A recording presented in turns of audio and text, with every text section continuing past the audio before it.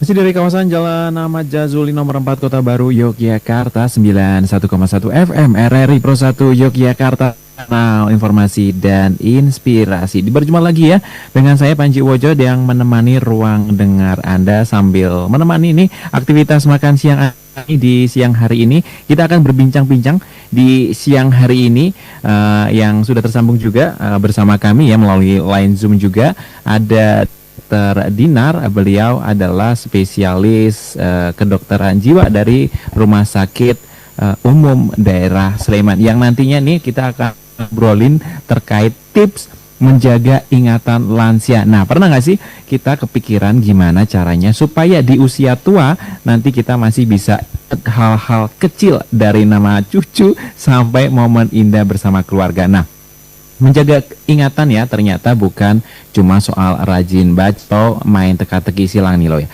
Tapi ada banyak hal penting yang kita bisa lakukan. Nah, terkait hal itu kita langsung sapa aja dulu Dokter Dinar lewat line Zoom kami. Assalamualaikum, selamat siang Dokter Dinar. Waalaikumsalam. Apa kabar Mas Panji? Kabar sehat Dokter Dinar, kabar sehat juga? Ya, alhamdulillah. Terima kasih Mas Panji. Baik.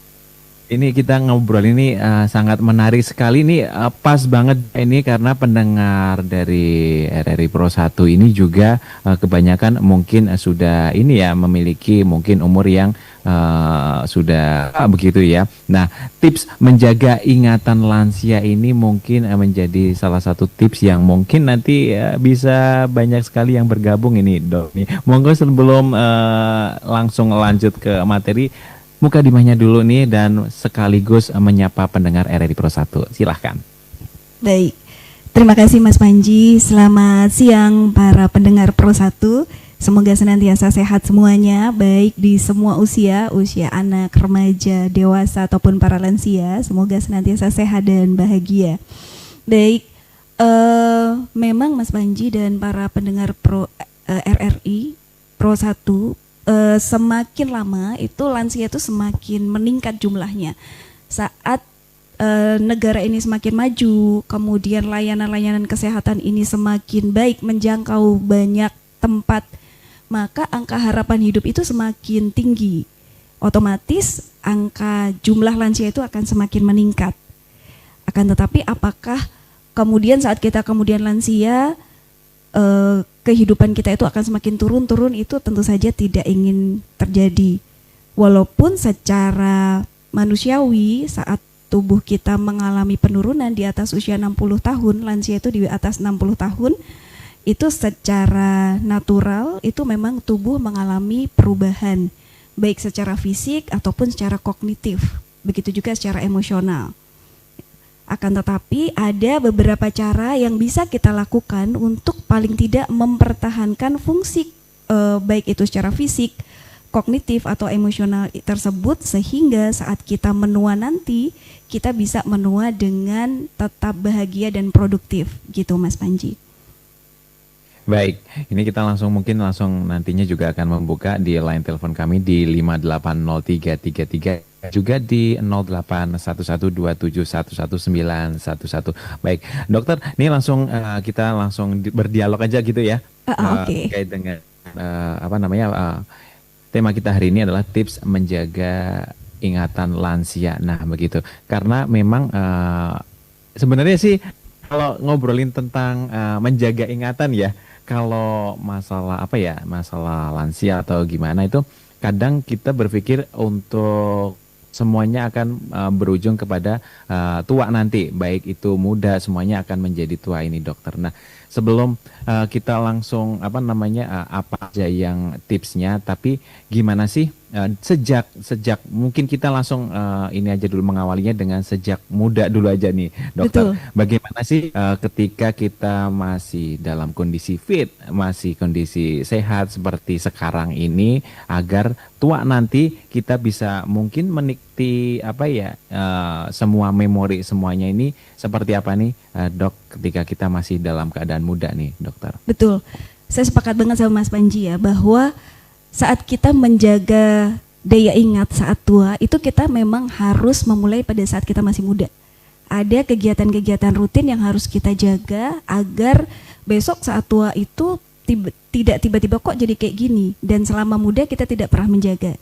Jadi menjaga daya ingat, menjaga kesehatan baik itu secara fisik, kognitif atau emosi itu memang bukan satu yang instan. Tapi harus kita persiapkan saat kita masih muda, sebelum usia 60 tahun, misalnya kita sekarang masih 30, 40, 50, itu akan kita tuai nanti di usia 60 tahun. Walaupun tidak ada kata terlambat, misalnya kita sekarang sudah di usia 60 tahun, apa yang harus kita lakukan nanti kita bisa perbincangkan bersama Mas Panji. Tapi saya tertarik banget dengan apa yang bisa kita lakukan pada saat kita masih di usia muda. Pertama, sebenarnya yang harus kita lakukan adalah, walaupun itu adalah masalah daya ingat, tapi masalah kesehatan fisik itu tetap menjadi perhatian yang pertama. Jadi bagaimana kita menjaga aktivitas fisik dan kebugaran kita sejak kita masih muda. Kayak misalnya kita merutinkan untuk berolahraga, kemudian aktivitas-aktivitas fisik untuk mempertahankan fungsi dan kebugaran fisik kita.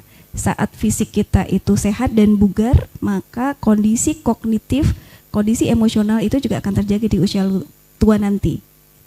Kemudian yang kedua juga menjaga aktivitas secara kognitif. Seperti kita membiasakan budaya untuk membaca, menulis, kemudian kita mempraktekkan hal-hal baru. Saat kita mempelajari hal-hal baru itu juga akan membuat sel-sel saraf kita itu terus berkembang. Jadi saat muda kita senantiasa belajar, itu akan dan kita lakukan secara rutin sampai nanti kita menua, itu akan membuat sel neuron kita itu lebih berkembang dibanding otak yang jarang kita gunakan. Jadi sistem tubuh kita itu kan use or lose, gunakan atau dia akan hilang. Jadi kalau kita gunakan secara rutin terus itu akan terjaga sampai kita tua nanti. Kemudian yang ketiga itu sebenarnya dengan gizi yang seimbang. Jadi pola makan yang kita lakukan saat ini Mas Panji itu akan berpengaruh juga dengan kondisi kesehatan saat kita tua nanti.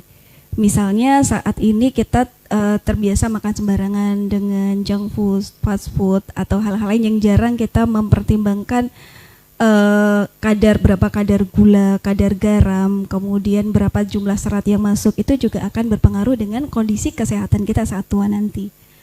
Juga terkait dengan screening kesehatan. Walaupun saat ini kita masih muda, kita melakukan screening kesehatan atau medical check up itu juga penting. Jadi lebih baik mencegah daripada mengobati.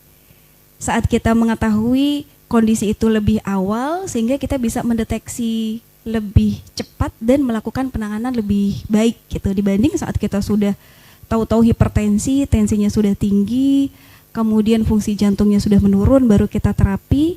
Itu akan lebih baik kalau kita mencegah dan mendeteksi sejak awal.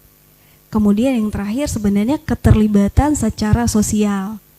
Jadi kalau misalnya kita sejak awal masih muda, kemudian kita sering ikut kegiatan kemasyarakatan, organisasi, atau komunitas-komunitas tertentu, itu juga menjaga secara emosional dan kognitif kita. Dan seandainya itu kita pertahankan sampai nanti usia tua, itu akan menjaga keseimbangan hidup itu lebih baik. Gitu Mas Panji.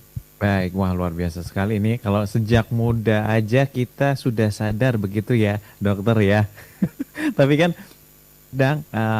secara tidak langsung nih, ketika saya masih muda begitu ya, kata semua dalam keadaan masih belum tua begitu ya.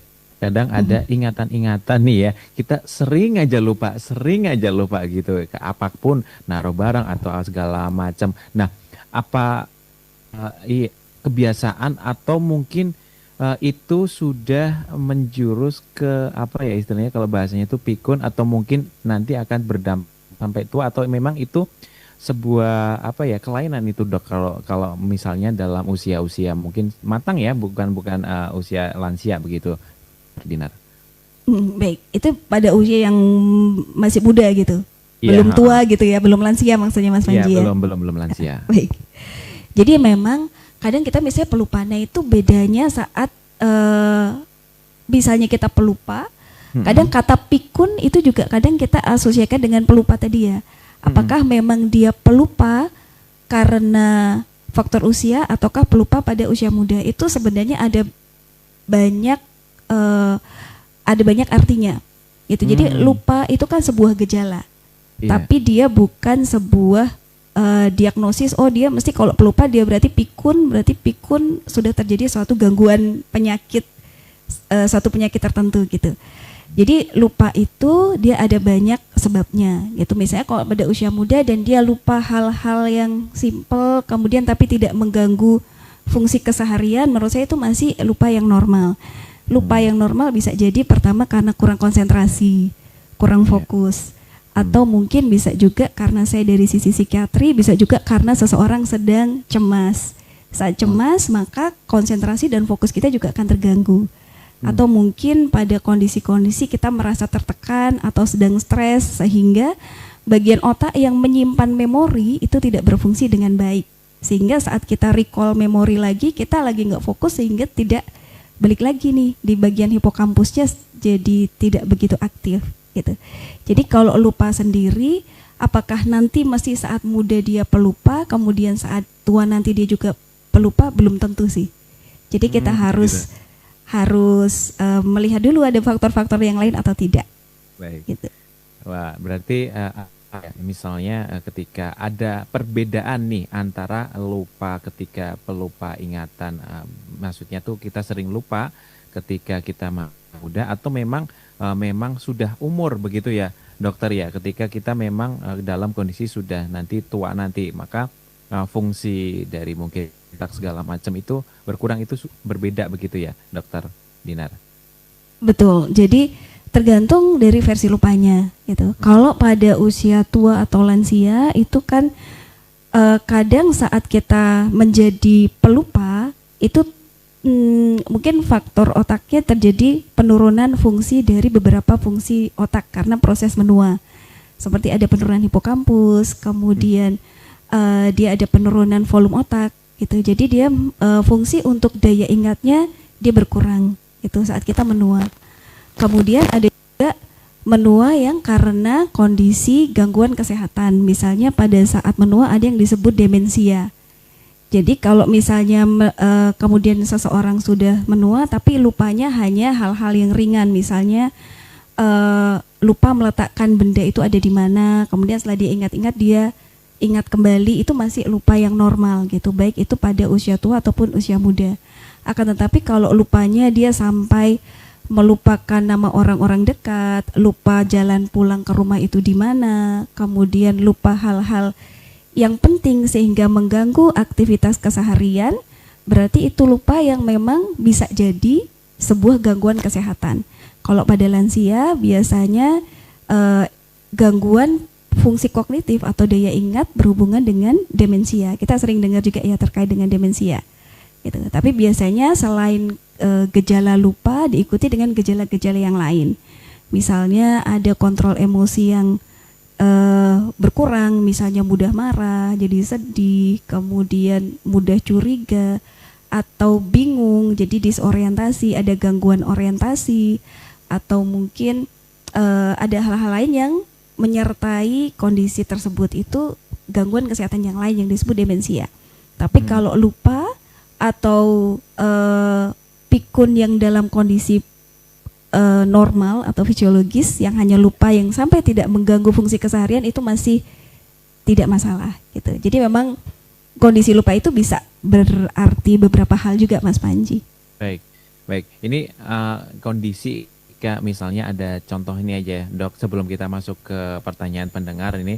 Misal ketika kan sebuah merembet ya ketika kita memiliki penyakit begitu ya. Misal dalam hal ini seseorang ini mengalami misalnya demensia, dia tidak ingat misalnya kegiatan dia misalnya di siang harinya gitu. Jadi paginya dia masih ingat gitu. Dalam kondisi dia paginya masih ingat sholat subuh di masjid begitu. Betul. Tapi ketika setelah itu mungkin dia di siang harinya hingga sore dia sama sekali tidak ingat apa yang pernah dilakukannya begitu. Nah, apakah itu memang gejala demensia? Dan ketika seseorang itu mungkin tidak ingat pertama kali ya, hanya adalah panik begitu ya. Nah, dari panik itu dia mungkin merasa berpikir atau mungkin menjadi stres terkait dengan kenapa saya tidak ingat seharian ini. Nah, apakah gejala-gejala seperti itu bisa menyebabkan sebuah penyakit baru begitu, dokter? Karena kan biasanya kalau kayak gitu pertama kali dia kepikiran nih, kenapa saya tidak ingat begitu, dokter. Nah, dalam hal ini apakah ini akan penyakit-penyakit yang nanti bisa membesar ini, dokter? Baik, gitu ya Mas Panji. Biasanya kalau pada kasus-kasus lansia atau demensia itu memang yang sering terlupa adalah memori-memori jangka pendek. Jadi memori yang tadi habis ngapain, sudah makan atau belum, sudah sholat belum, kemudian tadi makan apa. Jadi memori-memori jangka pendek itu tidak terekam dengan baik. Akan tetapi memori jangka panjang, misalnya teman SD-nya siapa, kemudian rumahnya itu dulu di mana, kegiatan apa waktu kecil yang dilakukan, itu masih keingat semuanya. Jadi memori jangka panjangnya biasanya bagus, tapi memori jangka pendeknya biasanya terganggu. Itu pada demensia. Kemudian kalau misalnya dia panik, apakah kemudian menimbulkan penyakit yang lain? Gitu ya tadi pertanyaannya Mas Panji. Jadi memang biasanya orang itu jadi gregetan, sebel, bingung, khawatir, marah gitu. Kok aku nggak bisa ingat sih? Aku tuh cuman pengen mengingat itu, kok nggak inget, sebel banget rasanya. Banyak lansia yang merasakan seperti itu. Biasanya tetap harus kita telusur lagi, ada nggak gangguan-gangguan yang mengiringi gangguan tersebut gitu. Apakah dia hanya terjadi satu kali, ataukah dia berulang kali? Karena kalau demensia ini adalah gangguan yang terjadi secara kronis progresif. Jadi dia tidak hanya terjadi pada satu hari, tapi pelan-pelan semakin lama bertambah gitu. Jadi awalnya hanya mungkin 1-2 kali, kemudian di hari berikutnya terulang lagi, semakin bertambah, dan diikuti gangguan-gangguan yang lain seperti mulai bingung, misalnya pergi ke masjid lupa arah pulangnya itu kemana, jadi udah muter gitu, kok nggak sampai, yakin banget kalau ke utara padahal rumahnya ada di lawan arah gitu. Jadi kadang tersesat, kemudian jadi mudah marah, mudah sedih, ada gangguan emosional juga. Jadi memang kalau misalnya apakah kemudian dia menimbulkan penyakit yang lain, kalau dari yang Mas Panji sebutkan tadi sih menurut saya kemungkinan dan biasanya banyak pada lansia itu adalah demensia. Tapi untuk penegakan diagnosisnya tetap tidak boleh self-diagnose nih, jadi tetap harus diperiksakan ke tenaga profesional. Baik, tetap harus diperiksakan ya, tapi itu sudah menjurus ke itu trial ketika kita mengalami demensia begitu ya dokter? Betul, beberapa tanda-tanda yang mungkin mengarah ke arah demensia, tapi untuk penegakannya alangkah baiknya dibawa ke tenaga profesional. Dan kadang-kadang Mas Panji, keluarga itu menganggap hal itu sebagai hal yang normal, sudahlah, sudah lansia, wajar kalau seperti itu. Jadi banyak sebenarnya terjadi kasus-kasus demensia, tapi caregiver atau keluarga menganggap ya udah deh nggak apa-apa gitu. Padahal sebenarnya itu bisa ditangani dengan baik, karena yang bersangkutan pun sebenarnya merasakan ketidaknyamanan. Gitu. Jadi bingung, lupa, marah itu kan nggak nyaman bagi yang bersangkutan, tapi yang bersangkutan pun tidak tahu aku tuh terganggu atau tidak gitu. Dan biasanya yang muncul adalah konflik antara lansia dengan caregiver atau yang muda gitu. Atau kadang dibawa itu kalau sudah lansianya mulai benar-benar bingung, hilang atau marah atau hal-hal yang memang sudah membahayakan, baru dibawa ke profesional. Padahal jika itu kita lakukan sebelumnya sangat bisa untuk ditata laksana dengan baik. Baik, luar biasa. Nih kita sudah ada yang bergabung dari tadi nih Dokter Dinar nih ya.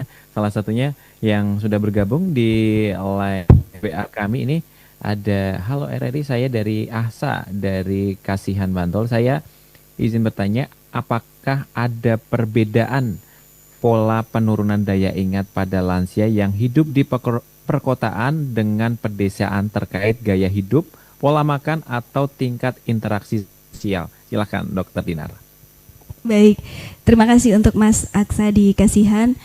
Kalau terkait dengan daya ingat atau kognitif tadi ya, jadi menurut saya tetap ada pengaruhnya, walaupun yang mempengaruhi terkait penurunan daya ingat itu tetap multifaktor.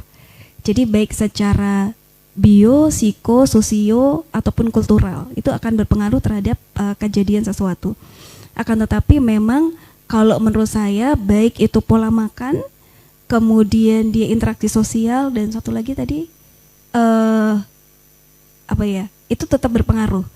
Jadi kayak misalnya pola makan itu akan berpengaruh secara biologis gitu. Apa yang dimakan, kemudian kecukupan nutrisi, kemudian gaya hidup dan interaksi sosial mungkin. Gaya hidup ya betul, gaya hidup. Jadi pola makan, gaya hidup dan interaksi sosial. Kayak misalnya tadi pola makan itu akan berpengaruh secara biologisnya.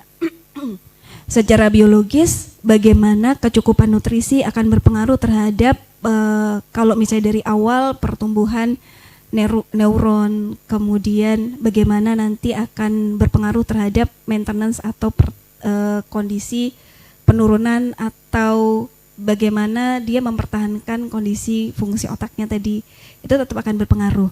Kemudian gaya hidup jelas juga berpengaruh, baik itu secara biologis juga, secara psikologis juga. Karena saat kita menggunakan gaya hidup yang baik, pola makan, istirahat yang cukup juga akan berpengaruh. Begitu juga dengan interaksi sosial. Bahkan beberapa penelitian itu menunjukkan saat kita kurang interaksi sosial, loneliness atau rasa kesendirian, keterasingan, itu juga akan menurunkan fungsi kognitif yang cukup bermakna. Jadi ternyata memang saat kita bergabung dengan lingkungan sosial, dengan komunitas atau apapun itu akan bisa menjadi salah satu pendukung mempertahankan daya ingat atau fungsi kognitif kita. Baik. Begitu Mas Panji dari Mas Aksa. Sudah ini ya dari Kak Ahsa ya di Kasian. Tapi sekarang ngomong tentang kesepian tadi ya, dokter nih ada generasi Z nih yang biasanya hashtagnya adalah kesepian dalam keramaian katanya. Nah, hal-hal sekarang kan mental begitu ya, itu kan sekarang sudah sangat bisa sudah kesadarannya sudah sangat tinggi. Nah, terkait hal-hal seperti ini yang bisa menjurus ke misalnya stres atau mungkin mental health seperti itu. Apakah itu bisa berdampak kepada ingatan begitu, dokter? Betul banget. Sebenarnya loneliness itu bisa terjadi pada semua rentang usia, Mas Panji. Yeah. Baik itu pada anak-anak, remaja, dewasa, atau bahkan lansia. Walaupun kalau zaman dulu memang banyak penelitian loneliness itu pada lansia. Dan ada hubungan juga antara loneliness dengan depresi, loneliness dengan kondisi fungsi kerentanan dari lansia itu sendiri, itu juga ada hubungan yang cukup bermakna. Dan sebenarnya kayak Gen Z yang tadi Mas Panji sebutkan, banyak sih pasien-pasien di polijiwa itu yang berawal dari ngerasa sendiri, ya, jadi lonely, ngerasa kalau gak ada teman, bahkan ngerasa sekarang juga kayak fatherless, aku kok kerasa nggak, itu juga lagi hashtagnya Gen Z ya. Yeah. Jadi banyak banget yang semua gangguan kesehatan mental itu berawal dari loneliness itu, baik itu dari stres, cemas, depresi, atau bahkan sekarang di anak-anak remaja ini gangguan kesehatan mental, entah karena kesadaran mental mereka yang meningkat ataukah karena memang ada banyak hal yang terjadi nih, pasien-pasien mulai dari SMP dan SMA tuh tinggi banget nih kasusnya. Jadi memang ketika kita istilahnya stres atau segala macam yang itu bisa berdampak kepada ingatan kita. Kita sebenarnya bisa memilih nggak sih, Dok? Ini agak di luar materi, tapi ini mungkin penting karena nyambung ya. Apakah kita bisa memilih nih kita dalam suatu permasalahan kita memilih untuk dan tidak stres gitu, Dok, sebenarnya? Betul. Atau memang itu harus misalnya dalam kondisi seperti itu kita akan mengalami stres begitu. Kita bisa memilih nih tidak stres begitu sebenarnya. Betul. Jadi sebenarnya stres itu adalah sebuah respon tubuh ya. Jadi kalau tekanan dari luar itu kan mesti ada ya Mas Panji. Bahkan saat kita hidup tuh setiap hari mesti ada paparan stresor. Ada suatu tekanan. Akan tetapi kayak tadi Mas Panji, apakah stresor yang sama itu bisa membuat seseorang jadi stres atau tidak? Itu berbeda-beda. Jadi mungkin stresor yang sama, misalnya seorang ayah marah, mungkin bagi si A itu ada stresor dan membuat dia stres. Ternyata bagi si B udah biasa aja, dia nggak stres.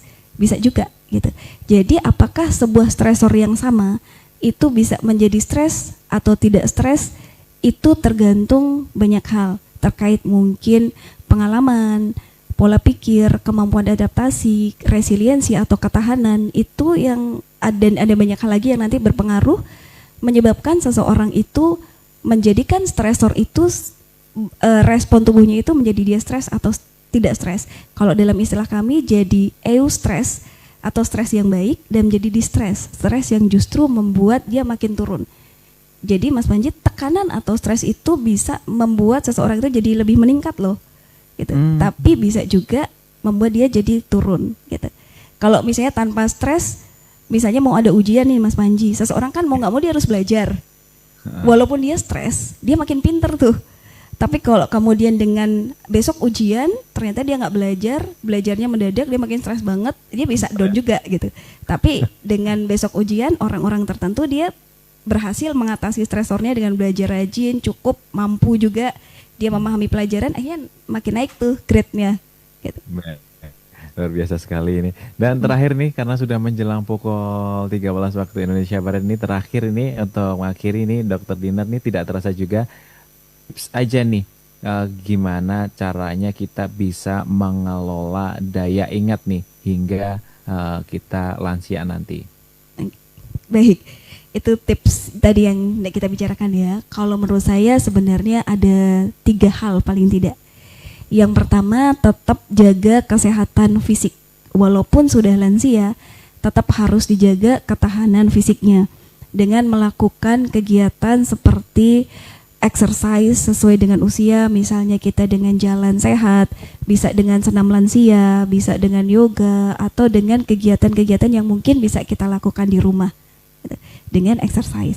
Kemudian yang kedua, tetap dengan menjaga kognitif atau kesehatan mental. Kayak tadi yang sering kita ingat, kita dengar misalnya dengan tetap mempertahankan baca, entah itu baca koran, baca Quran, atau dengan mendengar. Jadi saat mendengar dari radio RRI, dari YouTube, dari mana, kemudian kita menuliskan. Jadi selain mendengar, kita melakukan menulis, membaca, itu juga akan mempertahankan fungsi kognitif kita, serta mempelajari hal-hal baru. Jadi saat kita belajar hal baru, misalnya ada resep baru, ada bahasa baru, ada keterampilan baru sesuai dengan usia lansia, itu juga tetap akan membuat daya ingat kita akan lebih terjaga. Kemudian yang ketiga, memang dengan interaksi sosial. Menjaga interaksi sosial dengan lingkungan sekitar, dengan komunitas-komunitas yang ada di lingkungan sekitar, komunitas lansia, atau komunitas pengajian, atau ibu-ibu PKK, itu tetap akan membuat daya ingat, daya interaksi, baik itu secara jasmani, secara fisik, secara psikis ataupun emosional akan terjaga. Begitu Mas Panji. Baik, terima kasih Dokter. Luar biasa sekali ini obrolan siang hari ini. Semoga menjadi sebuah pelajaran baru ini untuk kita semua. Selamat beraktivitas lagi, Dinar. Semoga kita dipertemukan di kesempatan yang lebih baik lagi. Baik, terima kasih Mas Panji dan pendengar RRI. Baik, terima kasih Dokter Dinar. Pendengar, demikian bincang-bincang kita dalam dialog siang ini di segmen Maksi bersama RRI Pro 1 Yogyakarta. Semoga perbincangan kami hari ini menjadi manfaat dan edukasi untuk kita semua. Akhirnya Wojo bersama seluruh kerabat kerja yang bertugas mengucapkan terima kasih. Jangan kemana-mana, setelah ini kita akan update informasi seputar daerah istimewa Yogyakarta dan sekitarnya, Warta Berita. Tetap bersama kami di 91,1 FM RRI Pro 1 Yogyakarta.